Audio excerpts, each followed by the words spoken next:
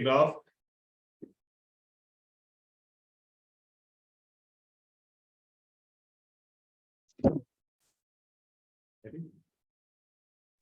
Muted. She said, All right, Hutch, you want to start us maybe?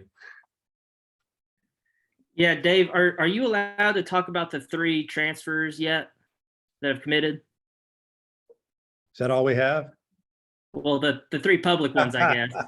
Oh, okay. No, we haven't got all the stuff back. Or which ones do you have? I don't know who you're talking about. Give me some names. Well, we know Jared Wegner from Creighton. Are you able to talk about him? Yes. So what kind of player are you expecting to get out of him, and kind of just tell us a little bit about what you think of him? Well, he's a very strong, athletic outfielder. He runs really, really well. I wouldn't say he's a base stealer. He has power. Should be, a seasoned player that's ready to step in and contribute right away. And then another one is Cody Frank. Are you able to talk about him? I don't think so. Okay. And then the other one is Tavian Josenberger. Are you able to talk about him? Not yet. Okay. I guess just kind of what are your thoughts on just what y'all have been able to do out of the portal so far, as you get into the off season?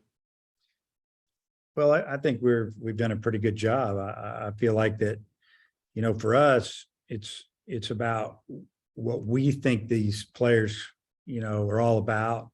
Really, as a player, and we're trying to get good people that'll fit in with our culture and our locker room. And in some cases, it's maybe not the big splash, that big name out there, which that's fine if you get those guys, but we're trying to go after the guys that we feel that are going to help our lineup or help our pitchers as far, our pitching as far as depth or a role, whether it's a starter, reliever, closer. But I feel real good where we're at. There's a few more things going on, and it's just the way it is in Division I baseball right now, and especially at the level we play at. You've got to do this if you're going to survive. And the last thing I got before I'll turn it back over is, do you kind of have a set number in mind of guys you want to get out of the portal, or is it just kind of, see who you can get? Well, you don't want to go crazy on it. You don't want to disrupt everything, but at the same time, you're trying to strengthen your roster as best you can. There's I don't know, there's a fine line there, and there's, you got the draft coming up. What a horrible time for the draft. The draft should have been last week. I've said this 10 times this year. It makes no sense at all. No one likes it except the owners. People think it's cool to have the draft during the All-Star game. Nobody cares. Have the draft last week. Let us get to work, get our rosters right, treat the kids right, give the ones that are not going to be able to come in more time to find a place to play. It's a joke, but so we got to get through that. And then you got about 14 days after the draft to see who's going to sign. So now it's August 1st. And that's when the smoke will clear. And hopefully within a couple of days after that, we'll have a final roster. And there could be a lot of changes. Matt? Hey, Dave, by my count, you've got 10 junior college transfers coming in. Is there something in particular you like about the JUCO transfers, or is this just a matter of these are players who fit the types of needs that you have? A little bit of everything. Three of them are really athletic and really run. Put up good numbers, wanted to come here. Some are really, really good students. With our scholarship situation, you have to piece it together. It's just kind of worked. If you look at the transfers that we have coming in, first team All-American, second team All-American, these guys, they did some damage, and they did it over a period of time. And it just seemed to be a good fit for us this year. I don't know if Parker Rowland has signed his letter of intent, so I don't know if you can talk about him or not, but I know that you've committed him. And past that, what are your plans at catcher in terms of filling your roster spots at that position? Yeah, we've committed another catcher, but I can't give you any names yet. We're fine. You talked back in Omaha last month about evaluating Michael Turner, the video of him this time last year. Just kind of what have been your evaluations of catchers? What are the things you're looking for at that position?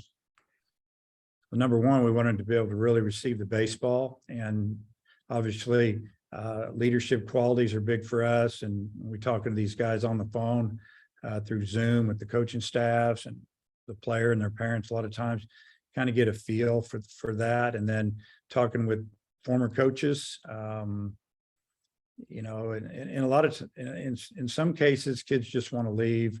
They want to go to a program where they feel like they have a chance to get to the World Series. They want to play in a different league, coaching change. Maybe they feel like they could develop more at a different place. But a lot of times it's because maybe at their position, there's someone around the same age that's getting most of the reps, one reason or another. Maybe because he's a left-handed hitter and they hit right and the coach likes left. You could go on and on. I've heard it all. But we just try to evaluate all the above as far as, you know, can he handle a pitching staff, good catch and throw guy? And then the bat to me is last when it comes to the catcher. Okay, thank you. Bob, Hey, Dave, how you doing? Good. Hey, it seemed like Peyton Stovall, got better at first as the season went on, made some pretty nice picks over there. But I know he's a middle infielder by trade. Where do you envision him playing next season? Well, first off, on his play at first, I thought he did a great job all year. He picked 95% of the balls that hit the dirt. It was pretty amazing. You know, he wasn't the biggest target over there, and I think our guys, you know, they're pretty accurate with their arms, but if they missed, a lot of times it was low because I think they felt like he would pick it and save them, and he did. And but I see him playing second base for us next year. He's playing second in the Cape. Played shortstop his senior year in high school. Played second base as a freshman, sophomore, and a junior in high school, and started there most of the time. So he got his reps in at second with us, and then we'll really get after it when he gets back. And then Kendall Diggs, do you see him maybe being a first baseman or DH? What do you envision for him? I think Kendall's going to fight to get in the lineup, whether it's at first base, third base, or corner outfield. I think maybe his future, and I talked with him about it when he left to work in the outfield as well. I think that some of the, for his future, the pro people feel like that he has good speed. He actually has a good arm. He's going to be a big kid, and that might be a spot going forward as far as professionally. It might be as a corner outfielder.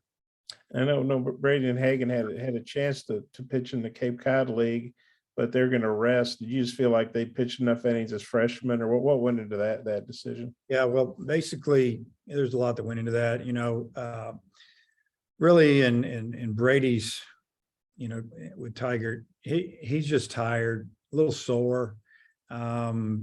He knew that was going to be it for him after he threw, and then Hagan was the same way. He threw the 2 innings on Sunday, and after the game, he called us and just said, "I'm really tired." Velocity was 90-93, which is pretty good. He did walk a few people. I don't know. He didn't give up a run, struck out 4 of the 6 hitters, but he threw, 20 plus pitches each inning. Even if he was going to make the team, we don't know what was going to go on there with either of them, but he pretty much told them, I'm done. And then as far as sending those guys out, we said, no, you need to go rest. You want to come back up here a few weeks, start training again and get ready for fall baseball. But 2 freshmen, honestly, they just kind of hit the wall, and it happens. And then as far as the draft, it seemed like it used to be too early because it was during the NCAA tournament. Guys would find out from fans in the stands or somewhere they got drafted. And like you say, now it's too late. Hopefully those owners are they're smart people. They made a lot of money. Do you feel like moving forward, the draft could get moved to something that makes more sense for college baseball? You'd think so. The draft, in my opinion, should be after the regional, and then you got you got super regionals going on, but really, or right the Tuesday after the super regional, to me, is perfect. If you have a team that has to play on Tuesday because of weather, that's fine. But at least you get it done. There's 8 teams that play in the World Series, and those kids, know they've been drafted and they're still playing. That's fantastic. They'll be excited, go win a championship. I don't know. There's, the GMs and the scouts, they all want the draft earlier. It doesn't make any sense, but, the owners think that it's a production to have the draft around the same time the All-Star game's going on. And I really don't get that, but it's not like the NBA. Okay, thanks, Dave. Christina? Hi, Coach. You talked a little bit about Hagan and Brady and kind of what their rest is going to look like this summer. But as far as them and then also younger guys like Jackson Wiggins and Will McIntyre, what do you think they need to do this offseason to kind of improve or be ready for whatever their role will be next year? Yeah, both of those guys are staying here and training. They're just, continue to get stronger and they're not throwing bullpens right now, kind of resting a little bit. Then they'll start long tossing and just really get ready for fall baseball. We just feel like that in their case, I don't know, for them to go out and pitch is going to, be what they really need to do. They just need to come in and have a good fall. And I think both of them will. And then in the same vein as the draft, with the high school guys, is there a number that you have in mind that you would consider a success as far as how many guys you actually get on campus in the fall post draft? Yeah, I mean, a lot of the guys that we signed, there's a few already here. They're in summer school, starting to work out, and there's a few that don't really have a number there. We know who there's a possibility of losing, and if we lose them, we get it. But again, it's just there's 20 rounds. If you see someone's name pop up, then they probably already made a deal. Very rarely now with the limited rounds are these teams going to select somebody unless it's a little later, or they're going to take a chance and they just, I don't know, on a whim, but with 20 rounds, they got to get those kids signed. So we're doing as much as we can to try to find out what these guys are really thinking. But I truly believe that some of these kids, and they're talking to these pro people now, they're trying to figure out, are they really going to get the amount that they want? And then if they don't, we just want them to stay strong. And if they say they want $1 million and they're being told we can't give you more than 500, then they should come to school and triple that. Andrew Ellis? Hey, Coach, we always talk about guys making a move or making a jump. Who are some guys on your roster now that you've had those conversations with about it's time to make a move, time to do something more?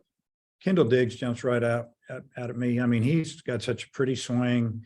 He knows the strike zone. He got a couple of pinch hit opportunities, some clutch situations late, and it didn't go well, but he hadn't hit in a while. I think when he gets in the lineup and gets a lot of at bats, I think he'll be really good. So he needs to make a move, position player wise. He needs to get in really good shape this summer and fall.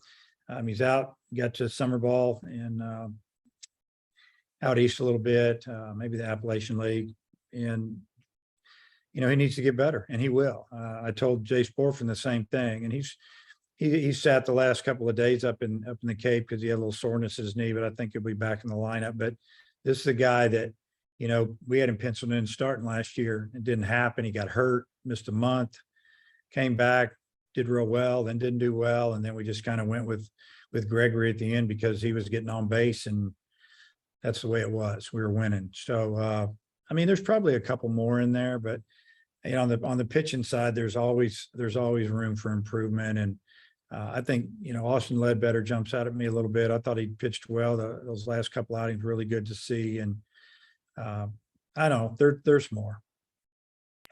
And obviously, you keep tabs on all your guys playing summer ball, but are there any that you're kind of looking a closer eye on to try to see how they do, or some that have jumped out to you so far this summer? I don't really feel like there's anybody out there that's, if he doesn't do well, we're not going to tell him to come back or suggest they don't come back. I think that kind of takes care of itself throughout what we just saw this season. And then, you know, if it gets crazy here in the next 2 and 3 weeks with, you know, guys not signing, maybe some of our guys coming back that people thought were going to sign, and, you know, maybe some transfers decide to come here, or whatever the case may be, you know, then some conversations will take place. But until that happens, or it's pretty obvious there's not going to be great opportunity, we're not going to do anything yet. Tom, Hey, Dave, I just didn't unmute. Sorry, I was rusty with the Zoom there. So Connor has publicly said that he's considered maybe coming back another year. And I think Robert Moore's left that door open. Could you speak to maybe those two? And is there anyone else who, you know, might surprise and have another year? You know, on Connor, I think that he loves wearing this uniform. I just think that if things aren't just exactly what he wants, that there is an opportunity. Well, obviously, there is a chance he'll come back. And I've met with him about it. We'll see how it goes. I think he might be on vacation right now with his family for a few days, and they're thinking about some things and talking some things over. And, you know, but I don't think Connor is just going to go because somebody says, hey, we're going to give you a little bit of money and go play. It's going to have to be a situation where he feels really good about it. The organization's serious. If not, you know, you could see him back, and, you know, obviously we'd love to have him back, but, you know, he's got to make that final decision. And then with Robert, yeah, I don't think the door's closed, but I do think that he'll be picked pretty good. And, you know, if he would have had a little better year offensively, I think it would have been a slam dunk, but he still had a lot of good days. He played incredible defense. You know, I look back, you know, on the stat sheet, it says he made 2 errors. One of them was late in the season, and I think it was a tough play that could have been scored a hit. And I think if we were at home, it would have been scored a hit. It was a backhand up the middle that kind of took a bad hop on him. And then the other was on a double play turn at A&M, where our first baseman tried to really stretch and get the ball. He just didn't catch it. It was a good throw. And so, honestly, I think he fielded 1,000, which is almost unheard of. That's the way I see it. So pro people see that. And I would be surprised if Robert came back. Okay. And then of the people who left, I mean, Zach Gregory's and, you know, the Dylan Leach's, were any of those surprises or disappointing or anything like that? None of them were surprises. And I would have to say I wasn't disappointed at all, because I understand what's going, they understand, we understand what's going on now with the portal and opportunity to play. And these are guys that have been in the program a couple of years and hadn't played much. And, you know, you've, as a coach, and maybe even them evaluating themselves, it was a big risk for them to come back and play, you know.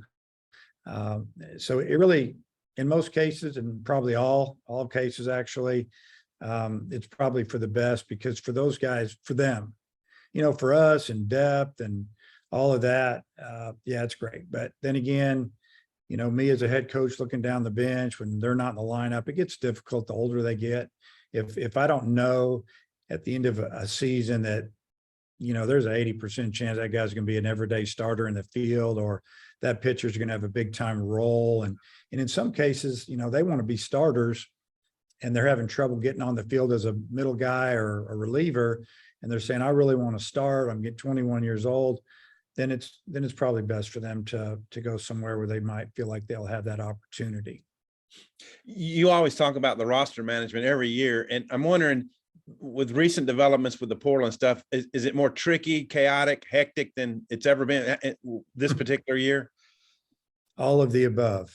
It's ridiculous, honestly. And what kicks it over the top is that draft. And I've already said enough about that, because at least if we're sitting here talking today, it would be nice to know where everybody was drafted, and we'd have a lot better handle on where we're at. You know, because of COVID, most rosters across the country have been bigger than ever the last couple of years. We're trying to cut our numbers down. It's really hard. It's maybe we're another year away. That's the way I feel about it. But our numbers, they're going to be down a little bit. I'd like them to be down a little bit more.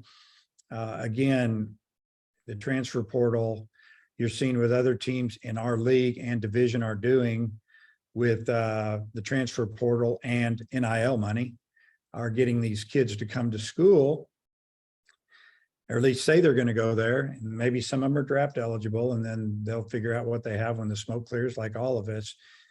It's going to be this way until some changes are made. And I don't see any changes coming down the road anytime soon. All right, thanks. Mason, Yeah, coach, a lot of these guys you have coming in through JUCO guys in the transfer portal, and even the freshmen, a lot of them are listed as infielders. I'm just curious, are you planning on moving, a good bit of those guys to the outfield? Because it seems like you guys are a little short there right now. I have a list over here to the left of me because I'm going to look at it. So a couple of those JUCO guys that you probably have listed as infielders are outfielders as well. And a couple of them actually played in the outfield more than they played in the infield.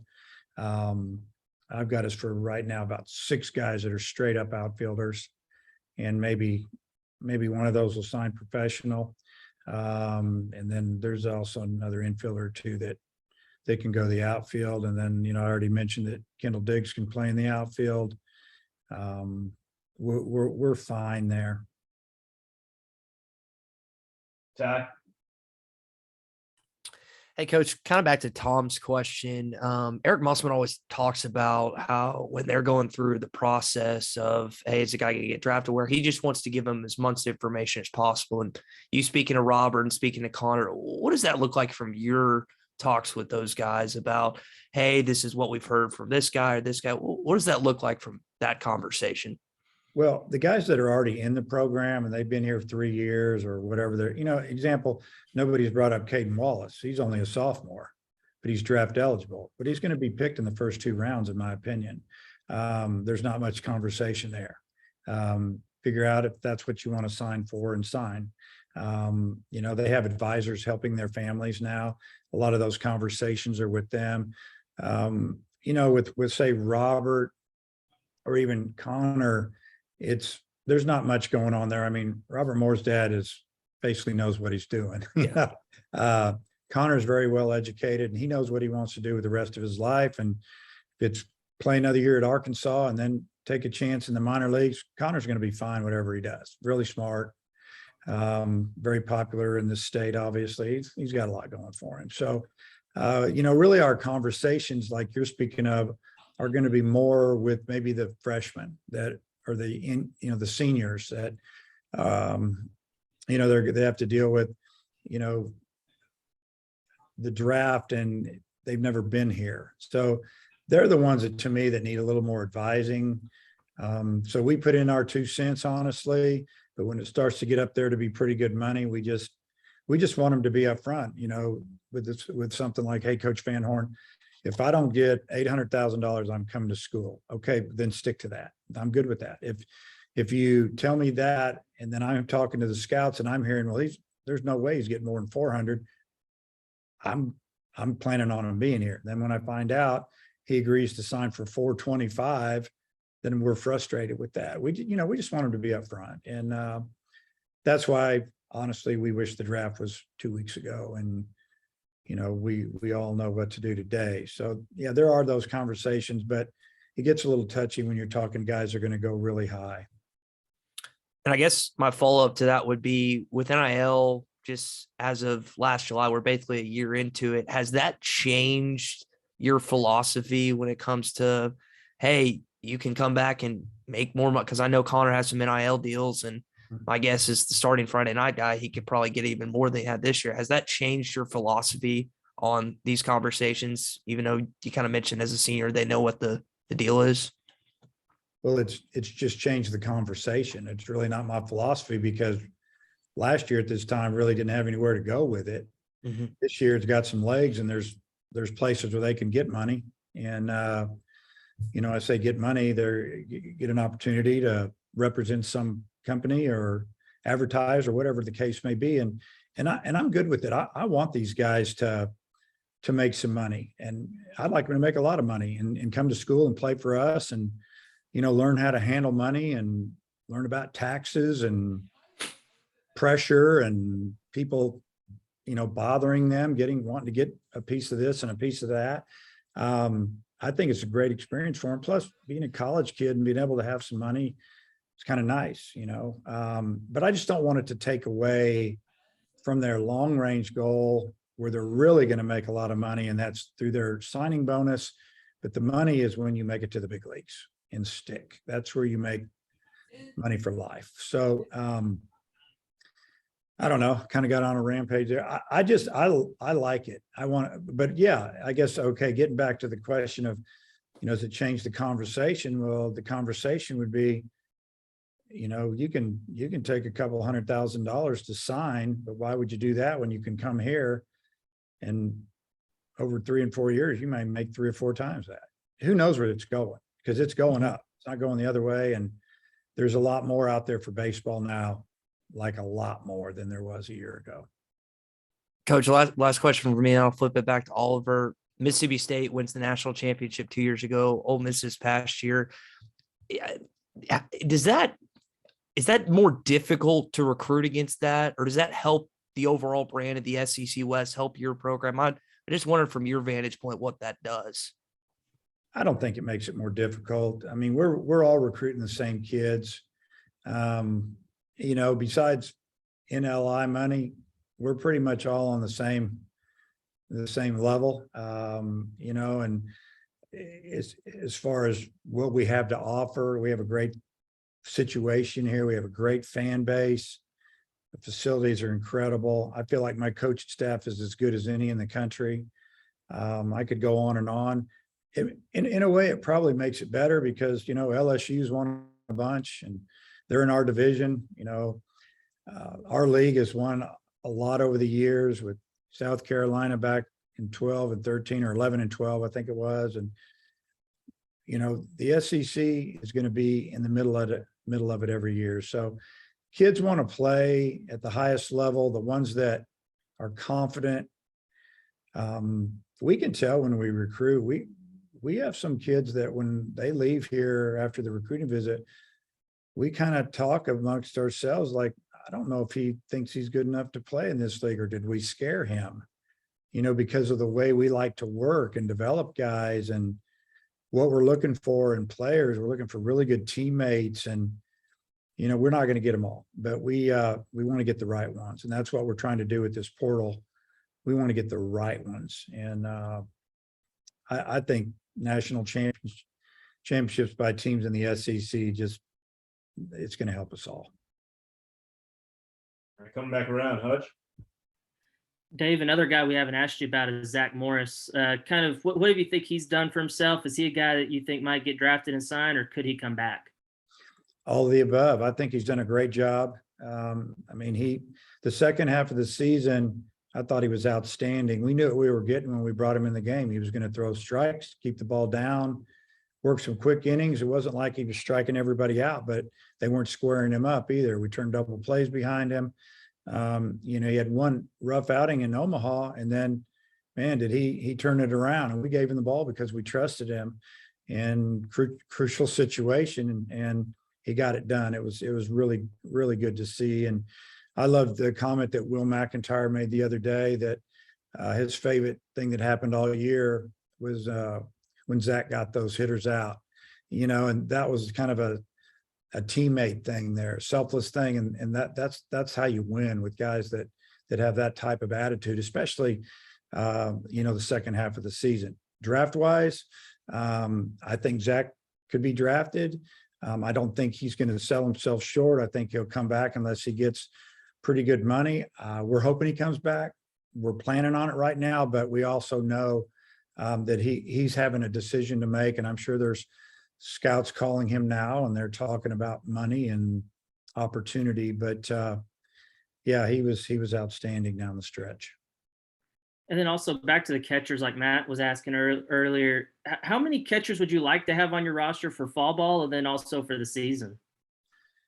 Probably, and I'm being serious when I say this, 2.5. And what I mean by a half is maybe have a guy that's maybe he's a third baseman catcher or a hitter catcher. Charlie Welch type guy would be nice with that type of bat, but kind of hard to find. Right now we're in pretty good shape with a couple of guys, and but we're still looking for another guy that, maybe he's an outfielder, right fielder that also can catch. It's a secondary position because you'd like to have three.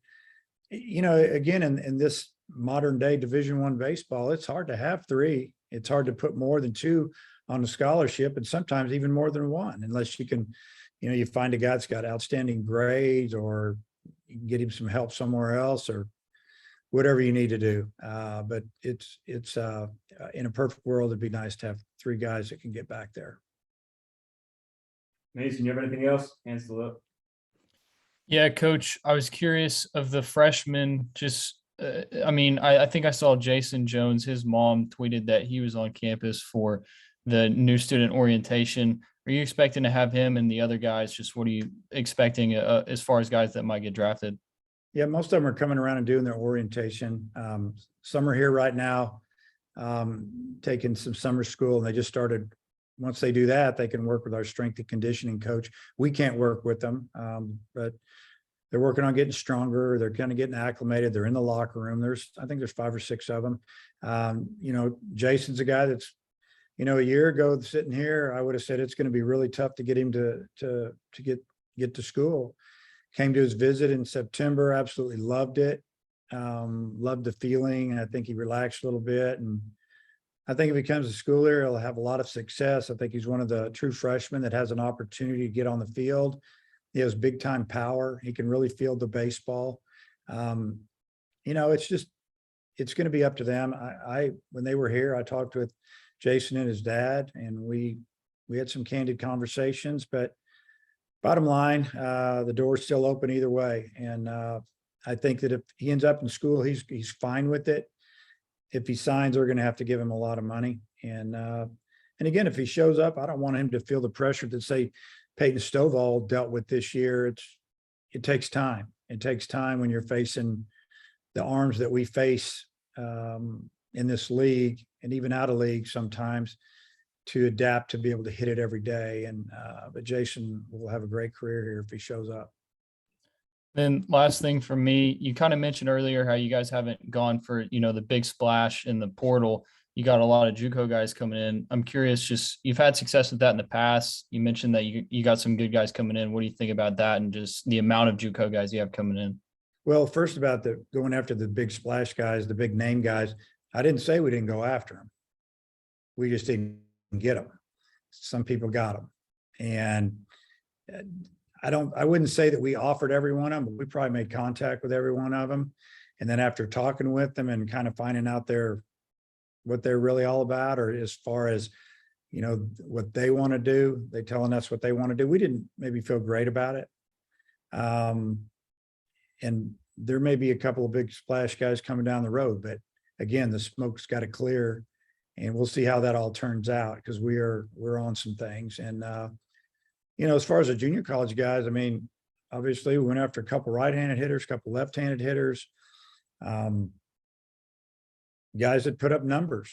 And in one case, a guy started out at a really good Division I, went to JUCO and crushed it his second year at the JUCO. And, we think that's going to continue here. So, we feel good about them. A couple of in-state guys, a couple of guys from far away.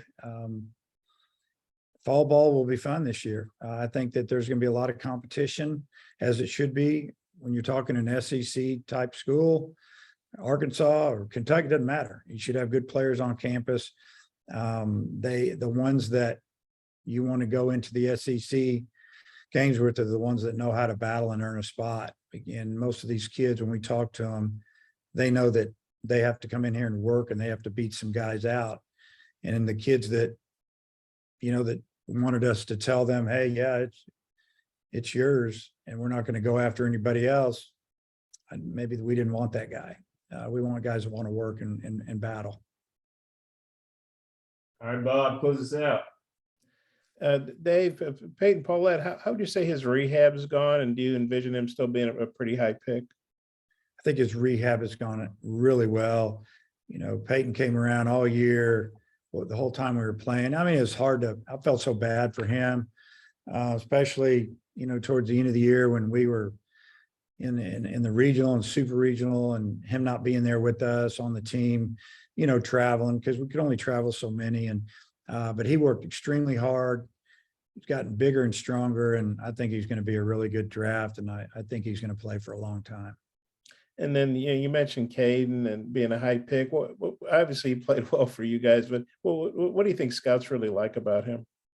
I think they like a lot of things about him. They like, number one, he's very athletic, and he's a big athlete. He's not a kid that can, really run, that is small. He's strong. He's got a lot of power potential at the next level. He's got an extremely strong arm, and I think he's versatile too. You can play him at third, and that's what they're going to draft him as, a third baseman, but they also know that he could, play right field, maybe even center, definitely all three outfield positions.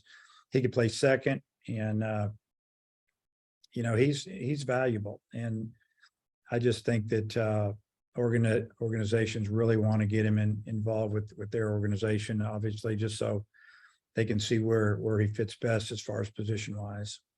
Got one more. Wes Johnson, I don't know if you stay in touch with him, but what was your take on him leaving a first place major league team and coming back to college ball, and specifically the SEC West, your division? Yeah, well, my take, you could talk to Wes about it, and you probably have tried to contact him, knowing you, Bob, because you're pretty good at that stuff. My take would be that he wanted to get back into college. Wasn't going to be that much difference in what he was going to get paid. More of an opportunity to see his family. Probably was extremely hard for him to leave at this time of the year in the middle of the season, but that's the way it works when there's job changes. It's an opportunity knocks, and he had an opportunity to take that job last year after my pitching coach turned it down. So he decided to stick with professional baseball, and I guess another year he just decided this was the time to go. Now that's news there. So LSU tried to hire Matt. Who hasn't tried to hire Matt? I don't know. I'm just telling you, Matt's really good. Glad he's here. How good does that make you feel when your guy's turning down a team that's won 6 national titles? Makes me feel great. Northwest Arkansas is a great place to raise kids. He has 3 little kids. I think he likes working here. Hopefully he likes me. Acts like he does anyway. So we all get along. I think Nate Thompson's an outstanding coach, good person. He's also got 3 little kids, and there's been a lot of opportunities for our staff over the years. And that's kind of people that I want in our program. How good is it to keep the staff together when people are coming after them? It's great. I think, continuity, the players, man, they want to know who's coaching them, and they would like to know him. And in our case, 3 or 4 years strong. Nate's, I think, 5, and me forever, it seems like, to some people. But it's been great keeping all these coaches here. And I feel like that they won't leave unless they get the right head coaching job. And there's been some opportunities to be head coaches for both of them over the past few years. There's even been an opportunity for one of them to go straight to the big leagues from here a few years back. That we just don't put it out there. We don't. Our players know that we have outstanding people coaching them. Anything else you want to say? Now I'll let you call them. Okay. Coach, appreciate your time as always. Oh, can I say this real quick? I just really appreciate the effort from our team. What a fun team to coach. The 22 team started in the fall. We could tell we had a special group that liked each other. And, I didn't make an opening statement, but just kind of finish it up that what a run they made at the end. It was where we wanted to finish. We felt like in the fall we could get there. The league was every bit as good as we thought it was. People saying the West is down. No, the West was never down. The West was really good. And it made it look like other teams weren't as good as, maybe people thought they were, but just so proud of them. We really, really fielded the ball. We pitched extremely well. I thought down the stretch, we hit the ball extremely well, and our bats were really good. We ran into a really hot team, and we got hot, but they were a little bit hotter. And just proud of these guys and wish them all the best. Want to thank them. I thought you were going to say how much you